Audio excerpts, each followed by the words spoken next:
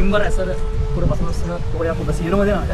ඉතින් අලියතුන්ට ආදරය කරන පොලිස් විදියට ඊයේ දිනේ 28 වෙනිදා අපිට ඇත්තටම හරිම ශෝකදායක ආරංචියක් අහන්න හම්බුණා. මොකද කෑගල් ප්‍රදේශයේ බණ්ඩාර කියන එනේ ඊළ ඇත මණ්ඩම්පිටිය ප්‍රදේශයේ ප්‍රවාහනය කරමින් ඉතිරිදී ඕමාරවල ප්‍රදේශයේදී අතුරට ලක් වෙනවා. ඉතින් ඊයේ රාත්‍රියේ ආරංචියක් ආවා අලියා මිය ගියා කියලා. ඉතින් අපි ආවා අලියාගේ ඇත්ත සත්‍යය පොඩ්ඩක් විමසන්න. එතන ඩොක්ටර්ස්ලා ඇවිල්ලා ඉන්නවා, ගමේ මිනිස්සු ටිකලා ඉන්නවා. ඉතින් අපි ගිහිල්ලා බලමු මොන වගේ තත්ත්වයක්ද දැන් අලියාගෙන් අලියා සුව වෙනවද නැත්නම් අලියාගේ තත්ත්වය කොහොමද කියලා බලන්න.